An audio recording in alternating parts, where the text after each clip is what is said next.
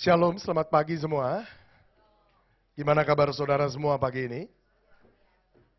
Luar biasanya kok masih yakin nggak yakin gitu? Senang sekali pagi hari ini saya bisa datang ke tempat ini. Ini pertama kalinya saya berkhotbah di kebaktian pagi di tempat ini. Satu kehormatan buat saya berterima kasih kepada gembala, saudara pemimpin, saudara koordinator, saudara tempat ini, yang berikan saya kehormatan ini, kesempatan ini bisa bicara di depan saudara semua. Dan karena ini pertama kalinya saya berkhotbah di sini, mungkin ada baiknya saya sedikit memperkenalkan diri saya. Nama saya Daniel, saya tinggal di Jakarta, saya sudah menikah, punya satu orang istri saja, istri cukup satu. Saya punya satu orang anak perempuan, tapi satu lagi segera menyusul bulan Januari kurang lebih. Jadi saya diberkati dengan perempuan-perempuan yang luar biasa. Istri saya satu, anak perempuan saya satu, dan kelak satu lagi anak perempuan.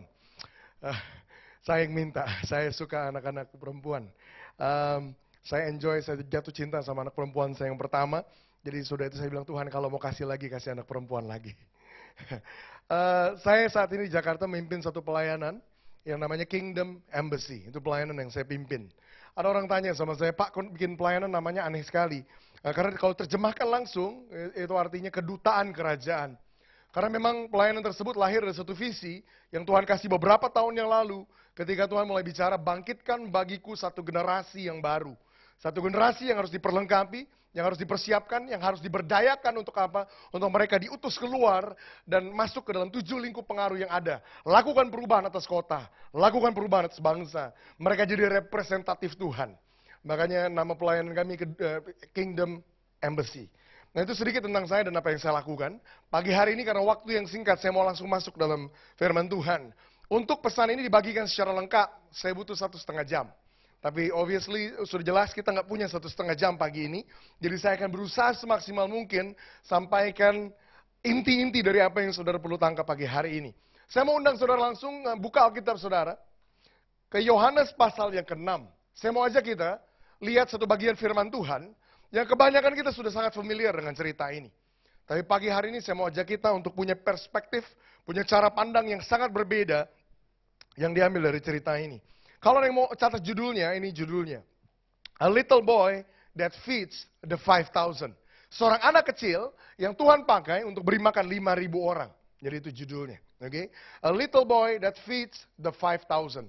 Yohanes pasal yang ke-6, saya akan mulai bacakan nanti ayat yang pertama sampai ayat yang ke-15. Jadi panjang, saya mau saudara simak saja, minimal dapat kerangka ceritanya.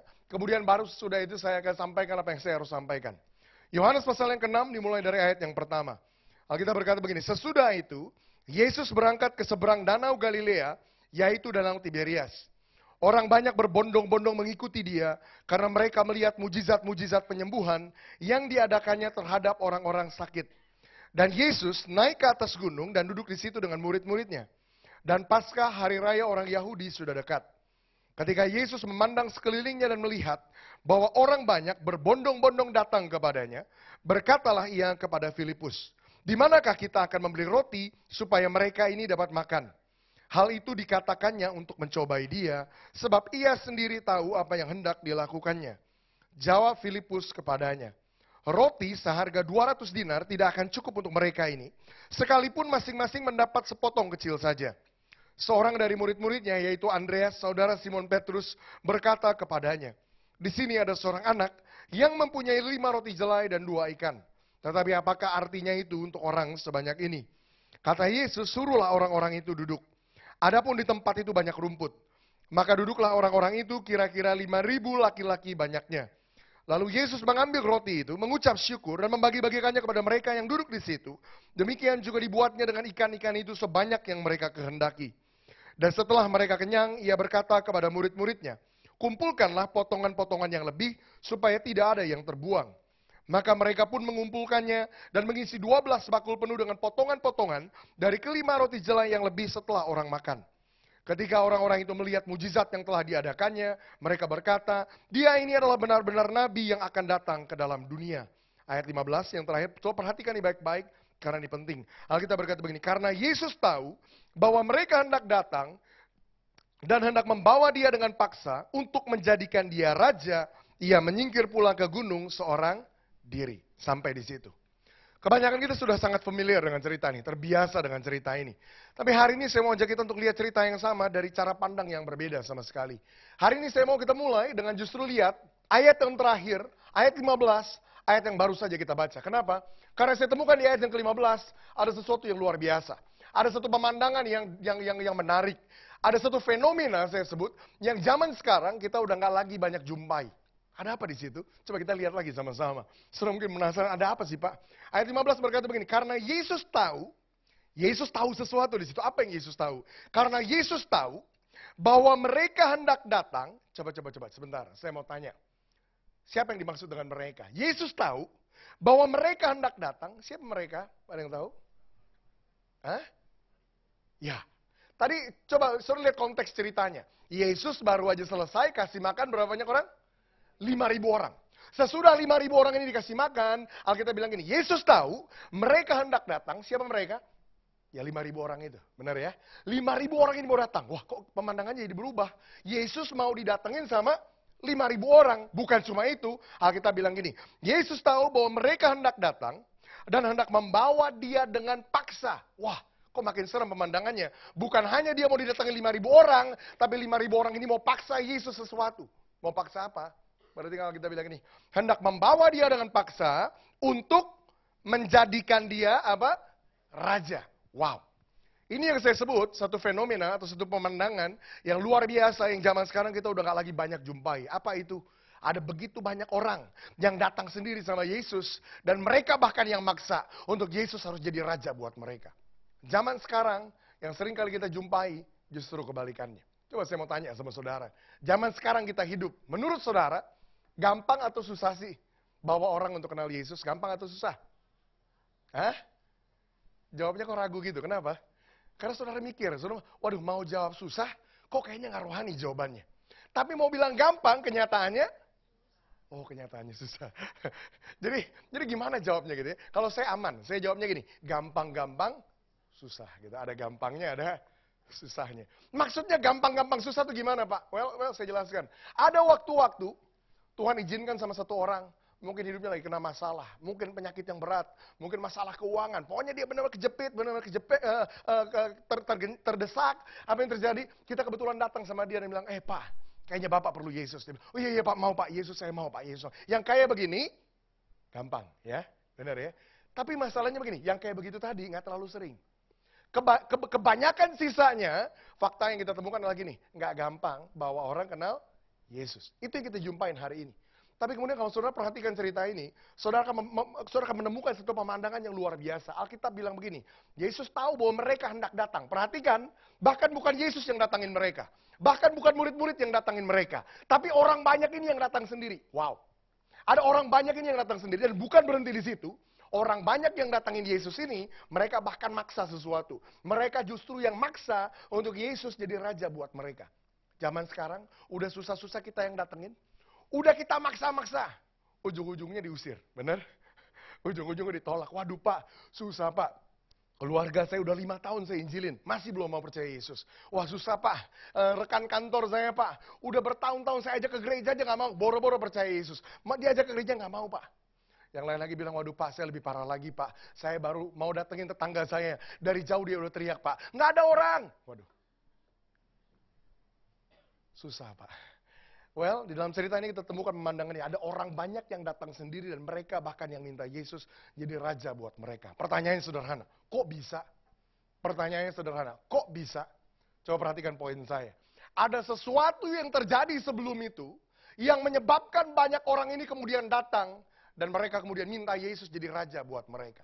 Pagi hari ini, saya mau ajak kita untuk sama-sama belajar apa sih yang terjadi sebelum itu. Karena, ini poin saya. Kalau aja kita bisa nangkap dan ngerti apa yang terjadi hari itu.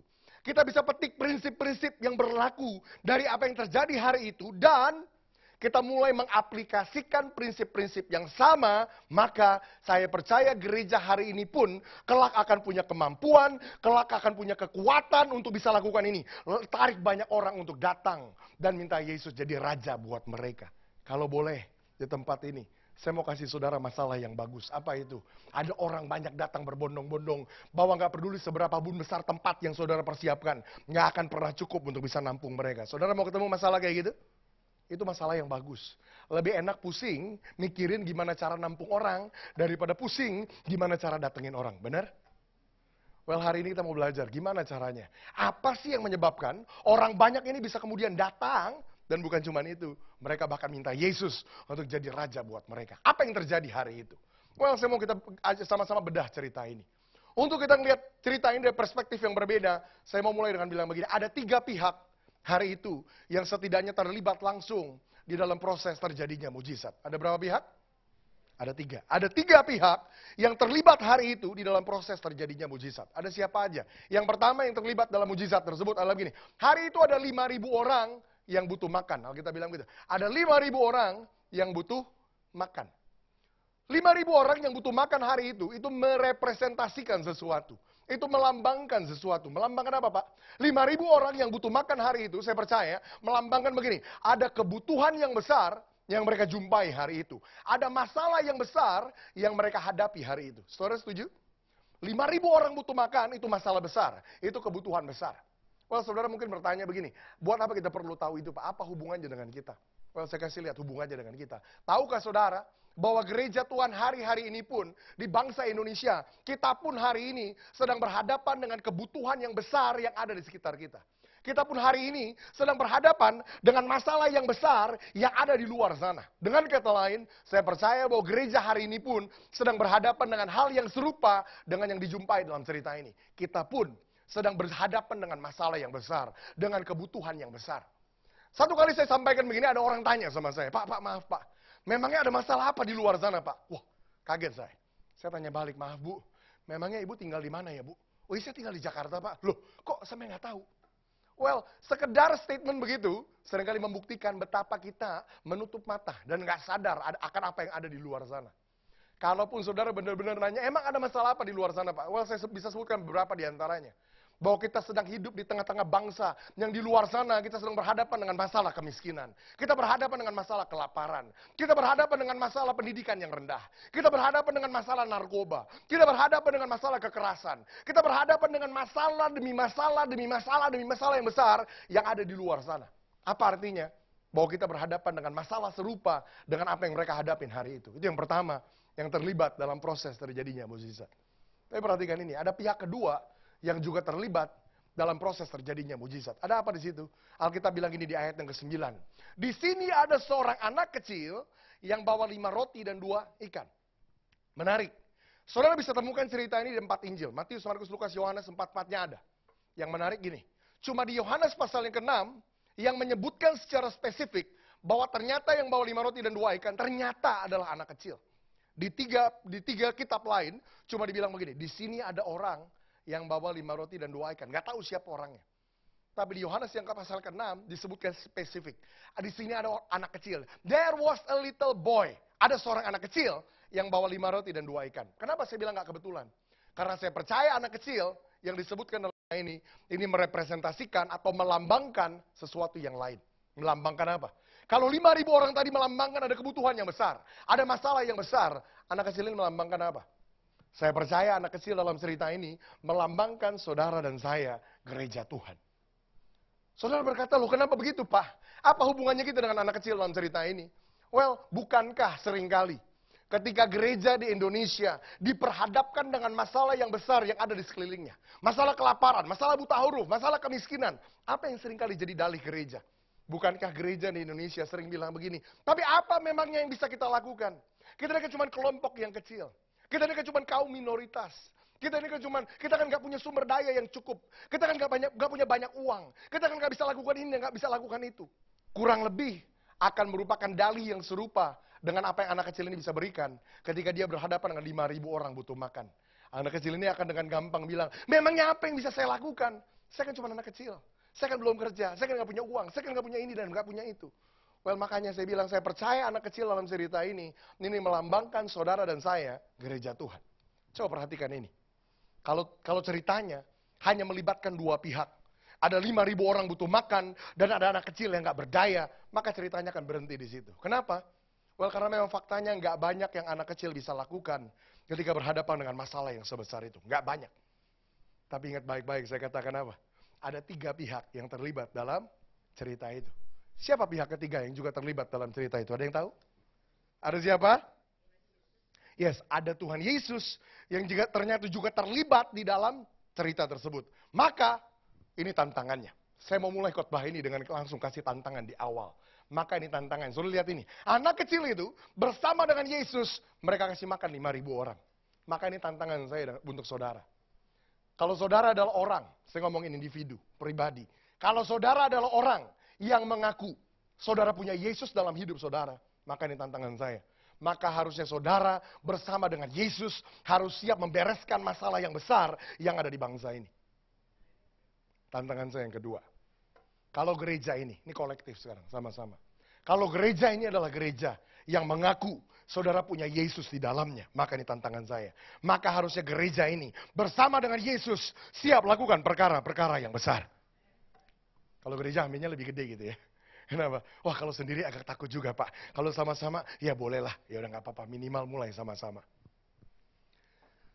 Kalau gitu gimana caranya, Pak? Untuk kita bisa lihat banyak orang datang dan minta Yesus jadi raja buat mereka. Saya kasih formulanya di awal. Saya kasih rumusnya di awal. Saya kasih strateginya di awal. Saudara lihat ini. Ini rumusnya, ini strateginya. Kalau saudara mau bisa tarik banyak orang untuk datang dan minta Yesus jadi raja buat mereka, ini formulanya. Ini strateginya. You begin by identifying and find a problem that is in your country, that is in your nation, that is in your city. Find the problem, solve the problem, and through the solution of the problem, you will get this many people to come and ask Jesus to be their king. Saudara mulai dari sini. Saudara mulai temukan masalah. Identifikasi masalah, bereskan masalah itu. Kasih solusi buat masalah itu. Maka melalui masalah yang saudara bereskan di bangsa ini, ada banyak orang yang akan datang dan minta Yesus jadi raja buat mereka. Itu hukumnya dalam cerita ini. Cerita ini dimulai dengan 5.000 orang butuh makan. Mereka temukan masalah. Yang kedua mereka ngapain? Mereka bereskan masalah. Lewat masalah yang mereka bereskan, ada 5.000 orang kemudian datang dan minta Yesus jadi raja buat mereka. Problem buat gereja hari ini. Gereja hari ini secara umum di mana-mana. Gereja hari ini kita nggak suka bersentuhan dengan yang namanya masalah. Kita nggak suka bersinggungan dengan yang namanya masalah. Kalau ketemu masalah kita menghindar. Aduh, ngurusin orang miskin. Aduh, ngapain? Pak, itu kotor, Pak. Itu bau, Pak. Itu begini dan begitu. Aduh, ngurusin narkoba. Aduh, jangan, Pak. Orang narkoba itu suka ngutil, Pak. Suka ngambil, suka nyuri. Nanti diajak 1-2 kali tahu-tahu speaker hilang. Aduh, jangan, Pak. Gereja zaman sekarang ini problemnya. Kita nggak suka bersentuhan dengan yang namanya masalah. Padahal saudara harus lihat strateginya.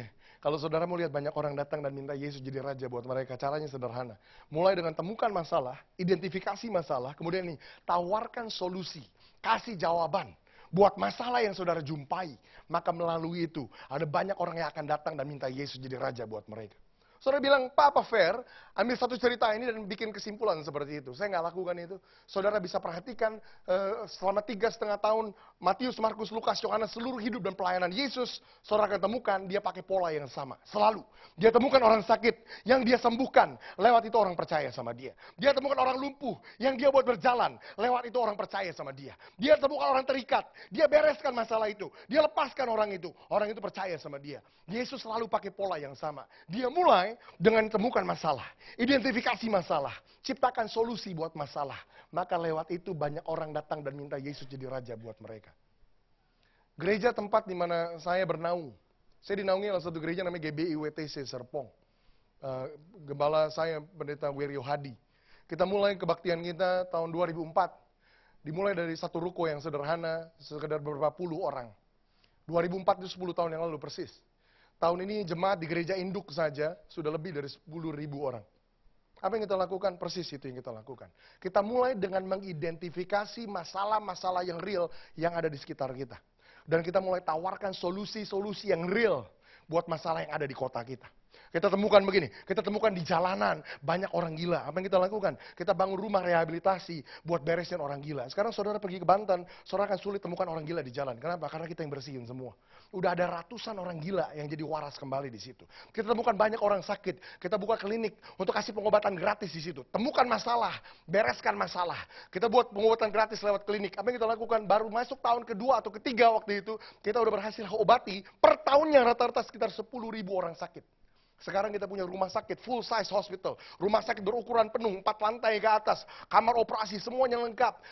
Diletakkan persis di tengah-tengah pemukiman kumuh. Buat apa? Temukan masalah, kasih solusi buat masalah. Dan lewat itu banyak orang akan datang dan minta Yesus jadi raja buat mereka. Kita temukan banyak anak-anak jalanan. Kita buat rumah yatim piatu. Kita temukan ada orang-orang narkoba. Kita bangun rehabilitasi. Kita bangun ministry demi ministry yang tujuannya bukan untuk memperbesar gereja, no. Yang tujuannya untuk membereskan masalah yang ada di kota kita.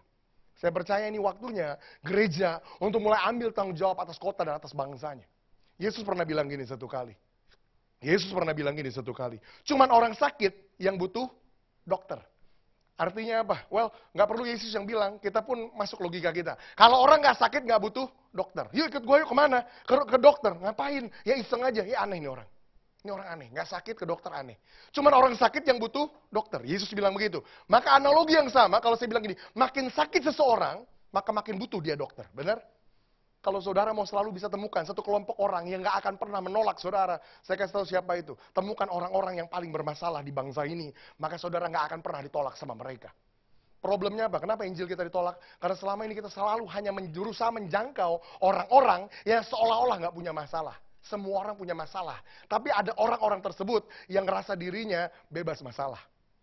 Atau masalahnya nggak gede-gede amat. Makanya kita ditolak terus. Tapi ketika kita bisa mengidentifikasi masalah yang real di kota kita, bangsa kita, dan tawarkan solusi, maka lewat itu banyak orang akan datang dan minta Yesus jadi raja buat mereka. Itu rumusnya. Itu formulanya. Itu strateginya. Well, kalau saudara mau saya berhenti di sini. Saya berhenti. Saya udah kasih strateginya di awal. Saudara hanya perlu lakukan itu dan saya jamin. Ada begitu banyak orang akan datang dan minta Yesus jadi raja buat mereka. Hari ini di gereja induk kita, setiap minggunya datang selalu jiwa-jiwa baru, bukan 1-2 lagi. Mereka datang satu keluarga, satu kampung, satu desa. Kita yang harus tahan-tahan dan kadang mereka datang. Kita juga yang agak serem-serem enak gitu awalnya. Ya karena serem, mereka datang kalau keluar dibilang apa kita? Kalau kita lebih hikmat sekarang mau handle yang kayak gini-gini. Tapi ya, Tuhan mulai berkati kita ketika kita mulai ngerti bahwa strateginya adalah begini. Mulai dengan temukan masalah, bereskan masalah, maka lewat itu banyak orang akan datang dan minta Yesus jadi raja buat mereka. Kalau saudara mau saya berhenti di sini. Tapi, kalau justru poin yang pertama ini mulai memunculkan begitu banyak pertanyaan lain.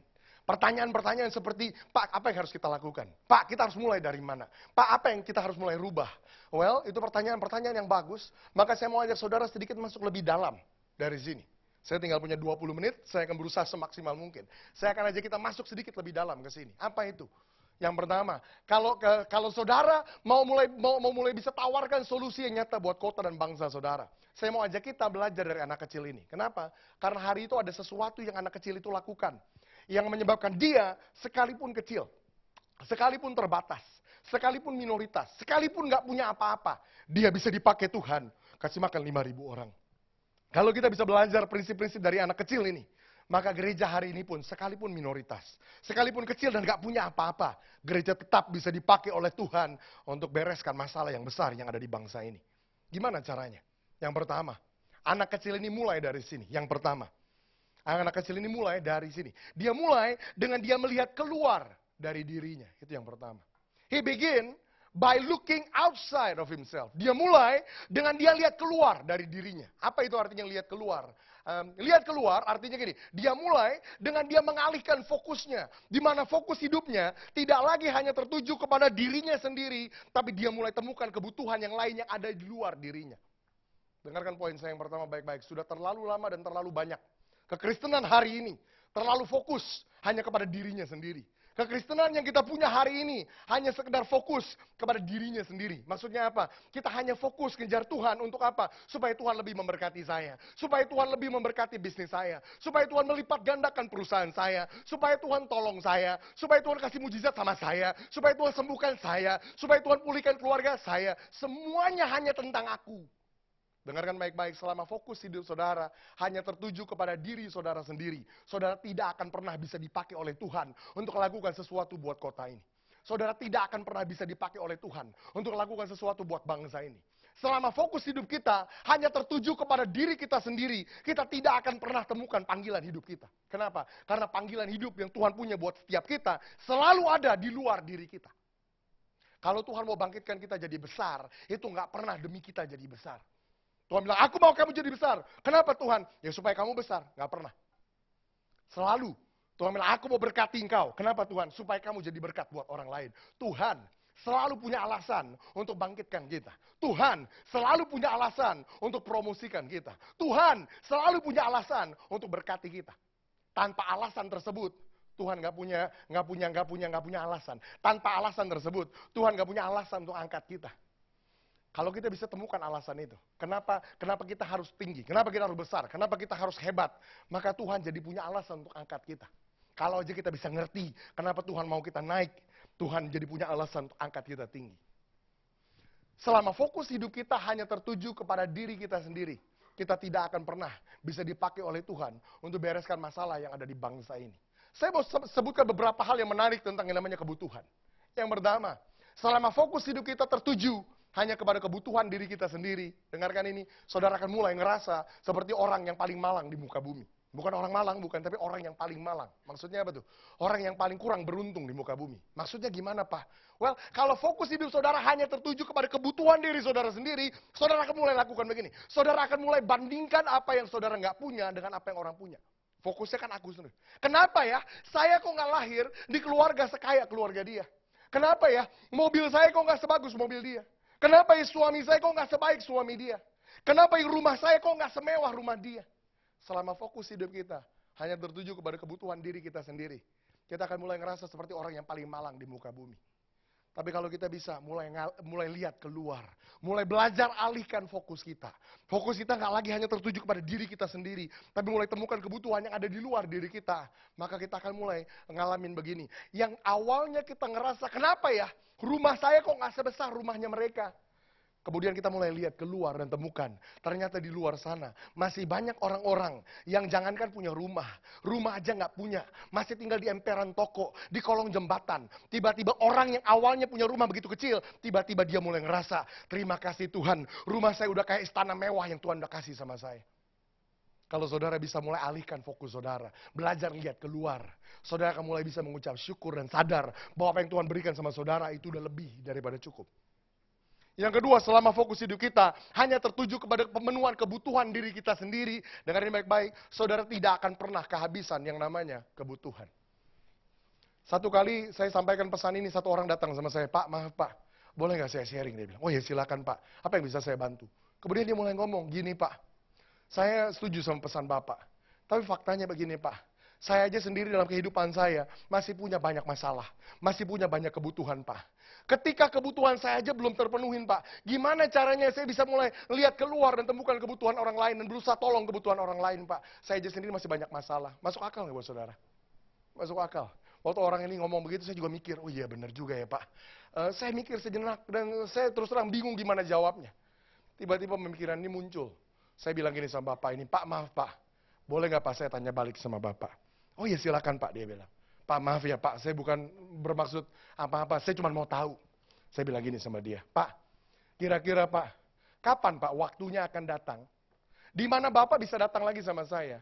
Dan Bapak bisa bilang begini, Pak, sekarang saya udah gak punya masalah lagi. Sekarang saya udah gak punya kebutuhan lagi. Saya sekarang udah siap dipakai Tuhan untuk lakukan sesuatu buat kota ini. Gantian dia yang mikir, dan gantian dia yang gak bisa jawab. Kenapa? Karena ini faktanya. Dengar baik-baik, ini faktanya. Satu-satunya orang yang saya tahu, hidupnya udah gak punya yang namanya masalah. Satu-satunya orang yang saya tahu, hidupnya udah gak punya lagi kebutuhan. Saudara tahu siapa? Cuman orang mati yang hidupnya nggak punya masalah. Cuman orang mati yang hidupnya nggak punya kebutuhan. Bener? Cuman orang mati yang nggak butuh makan. Cuman orang mati yang nggak butuh mobil. Cuman orang mati yang nggak butuh rumah. Cuman orang mati yang nggak butuh pakaian. Artinya apa? Selama manusia masih hidup, kita akan selalu punya yang namanya kebutuhan. Dan kalau terpenuhi atau tidak terpenuhinya kebutuhan kita, yang kita jadikan tolak ukur, siap atau tidaknya kita untuk dipakai Tuhan, maka sampai mati kita tidak akan pernah ngerasa siap untuk dipakai sama Tuhan. Kenapa? Karena sampai mati kita akan selalu punya yang namanya kebutuhan. Fakta yang kedua tentang kebutuhan, selama fokus kita hanya tentang pemenuhan kebutuhan diri kita sendiri, kita tidak akan pernah kehabisan yang namanya kebutuhan. Saya mau kasih ilustrasi. Ilustrasi ini diambil dari doa satu orang anak yang baru lulus kuliah. Kira-kira anak yang baru lulus kuliah, dia doa begini, Tuhan, terima kasih Tuhan selama bertahun-tahun ini Tuhan pelihara saya. Tuhan rawat saya, Tuhan berkati saya. Saya bisa kuliah dengan baik. Saya bisa dapat nilai yang bagus. Sekarang saya sudah lulus, punya gelar S1. Terima kasih Tuhan. Tuhan, serang tolong Tuhan. Bukakan pintu bagiku, berikan aku pekerjaan. Beberapa saat kemudian Tuhan bukakan pintu, kasih dia pekerjaan yang baik. Dia berdoa lagi, Tuhan, terima kasih Tuhan, aku punya pekerjaan yang bagus. Aku punya gaji yang bagus Tuhan. Tapi Tuhan tolong sekarang Tuhan, aku butuh alat transportasi untuk menunjang pekerjaanku. Aku butuh motor Tuhan. Beberapa saat kemudian Tuhan kasih dia motor, dia berdoa lagi, Tuhan, terima kasih Tuhan, Tuhan berikan aku motor yang bagus. Tuhan, aku kasih aku pekerjaan yang bagus. Tuhan kasih aku gajinya tapi nggak cukup Tuhan. Naik motor ternyata bensin mahal Tuhan. Kemarin baru naik BBM Tuhan. Tolong Tuhan, berikan aku promosi, naik jabatan Tuhan. Beberapa saat kemudian Tuhan naikkan dia jabatan dia dapat promosi, dia berdoa, Tuhan, terima kasih Tuhan, Tuhan kasih promosi sama aku. Sekarang aku punya status yang jabatan yang bagus. Aku punya motor bagus. Aku punya pekerjaan bagus. Tuhan, sekarang aku butuh pasangan hidup Tuhan. Tolong Tuhan berikan aku pacar Tuhan. Beberapa saat kemudian Tuhan kasih dia pacar yang cantik. Dia berdoa lagi, Tuhan, terima kasih Tuhan, kau berikan aku pacar yang cantik. Sekarang aku punya pacar cantik. Aku punya jabatan bagus. Aku punya pekerjaan bagus. Aku punya motor Tuhan. Punya pacar cantik naik motor, gengsi dong Tuhan. Tolong Tuhan berikan aku mobil Tuhan. Kenapa saudara ketawa-ketawa? Coba saudara kasih tahu saya, kira-kira ilustrasi tadi saya harus selesaikan sampai mana? Kenapa? Karena kalau saya lanjutkan, bisa-bisa sampai besok pagi belum selesai. Benar? Saudara nangkep poinnya apa? Selama fokus hidup kita hanya tertuju kepada pemenuhan kebutuhan diri kita sendiri, kita tidak akan pernah kehabisan yang namanya kebutuhan. Dengar ini, manusia adalah makhluk yang paling ahli dalam selalu menemukan kebutuhan baru untuk dibawa sama Tuhan. Itu manusia. Ini manusia nih. Kita punya satu masalah, kita Tuhan, oh Tuhan, tolong, Tuhan, tolong masalah ini Tuhan. Tuhan jawab, oh ya makasih Tuhan, bentar Tuhan, ambil lagi yang lain. Oh Tuhan, tolong, Tuhan jawab, makasih Tuhan, bentar, tunggu satu lagi Tuhan. Itu manusia tuh. Kita nggak akan pernah kehabisan yang namanya kebutuhan. Awalnya minta alat transportasi, kemudian dikasih mobil, minta mobil mewah, dikasih mobil mewah, minta kapal laut, dikasih kapal laut, minta pesawat terbang, dikasih pesawat terbang, minta pesawat luar angkasa, apalagi yang sudah minta. That's the problem with human. As long as we focus on ourselves, on our own need, we will never run out of need. Kita nggak akan pernah kehabisan yang namanya kebutuhan. Kalau kita hanya hidup untuk mengejar pemenuhan kebutuhan diri kita sendiri, kita nggak akan kemana-mana. Fakta yang ketiga tentang kebutuhan yang menarik. Selama fokus hidup kita hanya tentang pemenuhan kebutuhan diri kita sendiri. Dengarkan ini baik-baik. Yang ini serius. Yang ini keras. Saudara belum makan siang kan? Nggak apa-apa. Mudah-mudahan belum bisa muntah minimal. Oh, ini yang ini keras. Dengarkan baik. Selama fokus hidup kita hanya tertuju kepada pemenuhan kebutuhan diri kita sendiri, maka dengar ini. Maka kekristenan yang kita hidupi. Saya lagi pertanyakan kekristenan saudara. Maka kekristenan yang kita hidupin bukan lagi tentang Tuhan, pakai hidup kita untuk tujuan Tuhan, tapi berbalik. Jadi hanya tentang kita yang lagi pakai Tuhan untuk tujuan kita sendiri. Saudara nangkap yang saya ngomong? Maaf kalau ada yang tersinggung, jangan undang saya lagi. Saya ngomong gini kemana-mana tapi diundang makin banyak, bingung saya juga. Selama fokus hidup kita hanya tertuju kepada pemenuhan kebutuhan diri kita sendiri, maka kekristenan yang kita hidupin bukan lagi tentang Tuhan, pakai hidup kita untuk tujuan Tuhan, bukan. Jadi berbalik. Jadi tentang kita yang pakai Tuhan, yang mempergunakan Tuhan, yang memanfaatkan Tuhan, yang memperalat Tuhan hanya untuk kebutuhan diri kita sendiri. Saya dengar doanya orang Kristen sekarang, saya serem. Kenapa?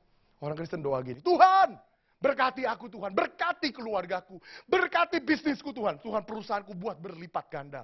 Tuhan, halau musuh dari hadapanku Tuhan. Tuhan lakukan ini bagiku, bukakan jalan Tuhan, tutup orang ini Tuhan, buat ini buat. Saya mulai takut, kenapa? Karena saya mulai berpikir dalam gambaran tadi, siapa yang jadi Tuhan, siapa yang jadi hamba. Kenapa lebih banyak kita yang ngatur dia apa yang dia harus lakukan, daripada dia yang ngatur kita apa yang kita harus hidupin. Kekristenan kita telah jadi kekristenan yang fokusnya hanya tertuju kepada diri kita sendiri.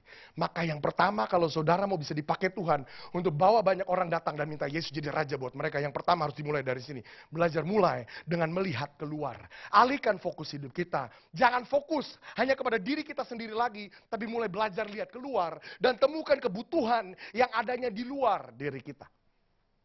Ada dua mentalitas yang saya nggak bisa singgung. Mentalitas yang namanya mentalitas saluran dan mentalitas penerima.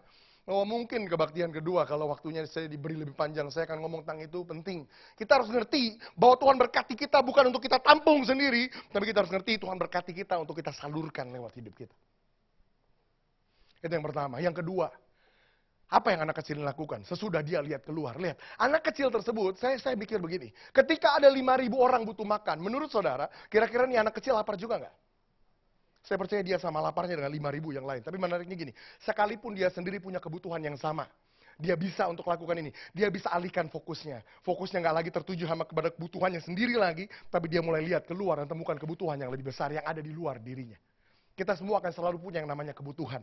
Tapi di titik manapun, kita masih punya pergumulan, masih punya kebutuhan, kita selalu bisa belajar lihat keluar dan temukan kebutuhan orang lain yang ternyata lebih besar dari kebutuhan diri kita sendiri. Yang kedua, yang anak kecil lakukan. Sesudah dia lihat keluar, yang kedua yang dia lakukan, kemudian dia lihat ke dalam. Coba bilang sama-sama, lihat ke dalam. Apa itu lihat ke dalam? Lihat ke dalam adalah ini definisinya. Lihat ke dalam adalah sesudah lihat keluar, temukan kebutuhan di luar diri kita. Yang kedua, lihat ke dalam adalah ini. Ketika kita tanya sama diri kita sendiri, apa yang bisa saya lakukan untuk bereskan masalah yang ada? Itu lihat ke dalam. Ketika saya tanya sama diri saya sendiri, apa yang saya bisa lakukan? Apa yang saya bisa tawarkan? Apa yang bisa saya berikan untuk bereskan masalah yang ada? Itu yang kedua. Saya kasih prinsipnya. Just pitying will never solve the problem. Sekedar mengasihani, nggak akan pernah bereskan masalah. Problemnya orang Kristen seringkali juga kuat di dalam satu karunia ini. Namanya karunia kasihan. Kita datang cool. Kemarin ketemu anak kecil. Aduh, dia dianiaya sama orang tuanya. Terus yang lain responnya gini, aduh, kesian ya. Kemudian dengar cerita yang lain lagi. Kemarin ada orang-orang jalanan. Kesian banget loh. Dia udah 5 hari nggak makan. Aduh, sampai kurus, kering gitu, penyakitan. Aduh, kesian ya. Itu kita kuat dalam karunia itu. Karunia kesian namanya. Sekedar kesian-kesian, nggak akan pernah bereskan apa-apa. Sekedar kesian-kesian, nggak akan pernah lakukan apa-apa buat bangsa ini. Yang kedua, kita harus belajar lihat ke dalam. Apa itu? Tanya sama diri kita. Apa yang saya bisa lakukan? Apa yang saya bisa tawarkan? Apa yang saya bisa berikan untuk bereskan masalah yang ada? Menariknya, anak kecil ini dia lihat ke dalam. Dan dia temukan, dia punya 5 roti dan 2 ikan. Masing-masing kita, saya percaya, punya 5 roti dan 2 ikan. Apa itu 5 roti 2 ikan? 5 roti 2 ikan, begitu terbiasanya kita dengan cerita ini, sampai-sampai udah gak punya arti lagi buat kita. Jadi klise aja, 5 roti 2 ikan, 5 roti 2 ikan, itu gak ada artinya apa. 5 roti dan 2 ikan dalam cerita ini, minimal punya 2 pengertian ini. Yang pertama, 5 roti dan 2 ikan adalah ini. Adalah solusi yang relevan buat masalah yang ada. Ketika anak kecil ini lihat keluar, temukan masalah di luar dirinya. Kemudian dia lihat ke dalam. Dia tanya dirinya, apa yang bisa saya tawarkan? Dia temukan 5 roti 2 ikan. Apa itu? Solusi yang relevan buat masalah yang ada. Maksudnya solusi yang relevan itu apa? Solusinya nyambung. Maksudnya gimana Pak? Coba perhatikan. Ketika dia lihat keluar, dia temukan kebutuhannya apa? Orang banyak butuh makanan, benar ya? Solusi apa yang dia tawarkan? Makanan. Butuhnya makanan, yang dia kasih makanan. Nyambung nggak? Nyambung. Saudara bilang, halo Pak, anak kecil juga tahu. Belum tentu. Kenapa? Gereja seringkali nggak tahu. Kenapa? Seringkali gereja ketika menemukan kebutuhan yang ada di luar sana. Seringkali gereja sekedar jadi ahli dalam sekedar menawarkan solusi-solusi yang nggak relevan buat masalah yang ada. Contoh, jangan tersinggung saya ngomong begini. Contoh, ketika saudara lihat keluar dan temukan, ternyata di Indonesia ada banyak orang miskin. Ada banyak orang lapar. Ada banyak orang kena narkoba. Saya ambil satu aja deh. Ada begitu banyak orang miskin di luar sana. Kemudian apa solusi yang seringkali gereja tawarkan? Lihat. Mari saudara, kita berdoa buat orang miskin. Saya tanya sama saudara, nyambung nggak? Gambarannya kayak begini, saya punya teman saya datang satu hari, aduh bro, gue lapar banget nih, udah 2 hari gue nggak makan nih, tolongin gue dong. Oh iya, sini, saya doain ya. Nyambung nggak? Dia bilang, bro, kalau you doain, saya jadi kenyang sih, tiap hari aja saya datang, lumayan irit uang makan, benar? Orang butuh makan, saya harus kasih solusi yang relevan. Seringkali gereja cuma jadi ahli dalam menawarkan solusi-solusi yang nggak relevan buat masalah yang ada. Kita seolah-olah gini, kita kayak mau beresin semua, itu udah kayak Panadol. Mau sakit apa minum Panadol. Sakit kepala Panadol, perut Panadol, kaki Panadol. Nggak apa-apa Panadol. Panadol itu paracetamol, apa artinya? Penahan rasa sakit. Kita temukan banyak masalah di luar sana, solusinya apa? Cuman satu, mari kita berdoa. Doa cuman selama bertahun-tahun, doa cuma diperlakukan kayak penahan rasa sakit. Masalahnya nggak beres-beres, tapi minimal kita ngerasa sedikit lebih baik. Bisa nggak gereja mulai melangkah lebih jauh dari sekedar berhenti di titik doa? Saya nggak bilang doa saudara salah, saya nggak bilang doa saudara nggak berguna. Tapi kalau saudara saya percaya sama doa, maka saudara akan mulai rubah doa saudara jadi tindakan nyata. Karena sebelum doa saudara menggerakkan saudara untuk melakukan sesuatu, saudara juga sendiri nggak percaya sama doa saudara. Kita ngomong transformasi, tapi kita nggak keluar dan lakukan transformasi. Kita lagi menyangkali doa kita sendiri. Kita bicara tentang Tuhan rubah bangsa ini, tapi kita nggak siap untuk bergerak keluar dan rubah bangsa ini. Kita lagi sangkali doa kita sendiri. Tapi kalau saudara saya yakin akan doa, maka saudara akan mulai lakukan ini. Saudara akan mulai tawarkan solusi yang relevan buat masalah yang ada. Waktu saudara temukan orang miskin, doakan mereka, tapi jangan berhenti di situ. Tangkap strategi dari Tuhan untuk apa yang saudara harus lakukan bersentuhan dengan orang miskin. Bantu mereka keluar dari kemiskinan mereka. Berikan lapangan pekerjaan. Kasih mereka tawaran. Kasih mereka kesempatan untuk maju. Tawarkan solusi yang relevan buat masalah yang ada. Apapun itu bentuknya. Itu 5 roti 2 ikan yang pertama. Yang kedua, apa itu 5 roti dan 2 ikan? Sementara saya ngomong gini, beberapa saudara mulai menganalisa, tapi Pak, kalau saya tawarkan solusi yang relevan, masalah pendidikan rendah di bangsa ini. Kalaupun saya turun ke jalan dan mulai ngajarin 2-3 orang anak di kolong jembatan, bagaimana itu bisa merubah bangsa ini? Apapun yang saya bisa tawarkan akan bersifat terlalu kecil untuk merubah bangsa ini. Nggak akan pernah merubah bangsa ini. Beberapa malah berpikir, waduh Pak, itu kan kayak nggak beda sama nuang segelas air di lautan. Nggak ada artinya sama sekali. Ada yang mikir gitu?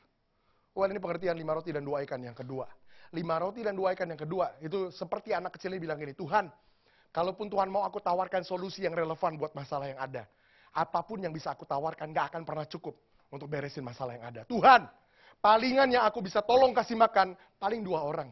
3 orang juga udah gak kenyang. Itu 5 roti dan 2 ikan, benar? 5 roti dan 2 ikan sama dengan bantu 2 orang, 3 orang. Apa yang Tuhan bilang? Cukup. Mulai dengan apa yang ada sama kamu. Mulai dengan apa yang ada di tangan kita. Mulai dengan apa yang kita bisa lakukan lewat hidup kita. Sekalipun mulai dengan kecil. Bantu 2-3 orang. Mulai dari situ. Jangan pernah mimpi untuk merubah bangsa ini. Kalau ada tetanggamu yang membutuhkan aja, kamu gak bersedia, ulurkan tangan dan tolong dia. Jangan pernah kasih makan seluruh bangsa ini. Kalau ada satu orang yang ketuk pintu rumahmu minta makan aja, kamu gak bisa kasih. Mulai dengan apa yang ada di tangan kita. 5 roti dan 2 ikan sama dengan mulai dengan apa yang ada di tangan kita. Sekalipun dimulai hanya dengan 2 orang, mulai dengan 2 orang. Mulai dengan 3 orang, mulai dengan 3 orang. Mulai dengan apa yang ada sama kita. Saya mau kutip pepatah Chinese ini bilang begini. Orang Chinese punya pepatah bilang begini. How do you go 1,000 mile? Pepatah Chinese kok bahasa Inggris ya? Saya nggak bisa bahasa Chinese. Gimana caranya kamu pergi 1,000 mil? Itu pepatahnya bilang begitu. Jawabannya sederhana. Gampang. Selangkah demi selangkah. Bahwa visi yang besar nggak akan pernah dicapai tanpa ada tindakan nyata pertama demi tindakan nyata berikutnya yang kita aktualisasikan. How do you eat an elephant? Gimana caranya kamu makan gajah? Gampang. Segigit demi segigit. Gimana caranya kamu bereskan masalah yang besar yang ada di bangsa ini? Gampang. Dengan satu tindakan nyata demi tindakan nyata berikutnya. Mulai bereskan masalah dengan solusi yang nyata demi solusi nyata berikutnya. Maka one day masalah itu akan beres. Kita semua, dimulai dengan kita semua. Belajar ambil tanggung jawab. Ya Tuhan, sekalipun kami cuma anak kecil, kami percaya bisa tawarkan solusi yang relevan. Setiap daripada kita bisa tawarkan sesuatu. Ketika bicara tentang memberi, perhatikan. Banyak orang langsung mikir, saya nggak punya uang Pak. Siapa yang ngomong tentang uang? Saya nggak ngomong tentang uang sama sekali. Tapi setiap kita punya 5 roti dan 2 ikan yang bisa kita tawarkan. Menariknya dalam cerita ini, ada bagian ini. Uang 200 dinar nggak akan cukup bereskan masalah ini. Apa artinya? Nggak semua masalah bisa beres hanya dengan uang. Banyak dari kita mungkin nggak punya uang. Tapi mungkin kita punya. Saudara bisa baca tulis saja. saudara udah bisa tawarkan sesuatu buat anak-anak di kolong jembatan. Saudara bisa masak, saudara bisa kasih keterampilan buat orang-orang yang kelak mungkin bisa buka warung. Saudara bisa bahasa Inggris, saudara bisa ajar orang. Sehingga bangsa ini lebih maju. Apapun keterampilan yang saudara punya, itu bisa dijadikan 5 roti, 2 ikan yang saudara bisa tawarkan untuk lakukan sesuatu buat bangsa ini. Ada ibu-ibu di sini bilang, tapi Pak, saya cuma ibu rumah tangga, Pak. Well, saya kasih tahu apa yang saudara punya. Minimal saudara punya kuping kan? Yang dimana setiap saudara ketemu arisan, RT, RW, minimal saudara bisa mulai dengan tawarkan kuping saudara, telinga saudara untuk dengar masalah orang. Saudara nggak akan pernah tahu apa yang saudara tawarkan hari ini bisa bawa saudara kemana. 5 roti dan 2 ikan yang saudara tawarkan, saudara nggak akan pernah tahu Tuhan bisa lipat gandakan kayak gimana. Hari ini mungkin saudara mulai dengan hanya dengar masalah 1-2 orang. Tapi jangan kaget kalau suatu hari kelak Tuhan kemudian percayakan saudara dengan konseling center terbesar di Indonesia. Hotline, semua orang telepon ke satu nomor telepon. Saudara punya ribuan orang yang saudara kerjakan di situ untuk jadi counselor bangsa ini. Mulai dengan apa yang ada di tangan kita. Yang ketiga, yang terakhir. Yang ketiga, yang terakhir. Yang ketiga, yang terakhir. Apa itu? Anak kecil ini mulai dengan dia lihat keluar. Temukan masalah di luar dirinya. Yang kedua, dia lihat ke dalam. Dia tanya sama dirinya, apa yang saya bisa lakukan buat bereskan masalah yang ada. Yang ketiga, sesudah lihat ke dalam, kemudian dia lihat ke atas. Bilang sama-sama, lihat ke atas. Hari ini khotbahnya gampang. Ingatnya gampang. Kalau tanya nanti pulang, tadi di gereja belajar apa? Kita cuma diajarin sama pendetanya, diajarin lihat-lihatan. Gitu ya. Lihat keluar, lihat ke dalam, lihat ke atas. Gampang. Apa itu lihat ke atas? Lihat ke atas adalah ini. Adalah ketika kita bawa solusi yang relevan yang kita punya. Sekalipun kecil, kita bawa itu sama Tuhan. Percaya bahwa Tuhan sanggup melipat gandakannya. Itu lihat ke atas. Lihat ke atas adalah ketika kita ini definisinya. Looking up is when you expose your life's limitation to God's unlimited ability to flow His grace through your life. You are looking up. Lihat ke atas adalah ketika saudara memperhadapkan keterbatasan hidup saudara dengan kemampuan Tuhan yang gak terbatas untuk mengalirkan anugerahnya melalui hidup saudara. Saudara lagi lihat ke atas. Lihat ke atas adalah ketika saudara sadar, saudara miskin tapi Tuhan kaya. Lihat ke atas adalah ketika saudara ngerti, saudara gak sanggup tapi Tuhan sanggup. Lihat ke atas adalah ketika saudara sadar, saudara terbatas tapi bagi Tuhan tidak ada yang mustahil. Lihat ke atas itu kayak orang yang lagi datang sama satu showroom mobil ketemu satu orang sales. Terus salesnya bilang, Pak mau apa di sini? Saudara bilang, saya mau beli mobil ini. Berapa harganya? Oh mobil yang ini Pak, nggak mahal Pak, cuma 500 juta. Oh gitu. Terus salesnya tanya, Bapak punya duit berapa? Saudara ngerogot kantong, ngerogot tangan di kantong, kemudian keluarkan uang yang warna merah 1 lembar. Saya punya segini Pak, 100 ribu. Salesnya kaget, hah? Mau beli mobil 500 juta? Keluarin uang 100 ribu. Kemudian satu orang datang dari belakang, tenang Pak, biar saya lunasin sisanya. Lihat ke atas adalah ketika kita datang sama Tuhan, bilang, Tuhan, pakai hidupku untuk bereskan masalah yang ada di Indonesia. Pakai hidupku untuk tawarkan solusi buat tawarkan solusi yang ada buat masalah yang ada di bangsa ini. Kemudian Tuhan tanya, oke, modal kamu berapa? Hei Tuhan, saya cuma punya ini Tuhan. Tuhan bilang, gak apa-apa, gue yang tutupin sisanya. Lihat ke atas adalah ketika kita bawa keterbatasan kita, tapi kita rela untuk Tuhan pakai. Tuhan yang akan tutupin sisanya. Saya akan berhenti di sini. Sore mau dengar lebih lengkap, kalau saya dapat waktu lebih banyak di kebaktian kedua, saya akan sampaikan detailnya lebih rinci di kebaktian kedua. Mari kita berdoa.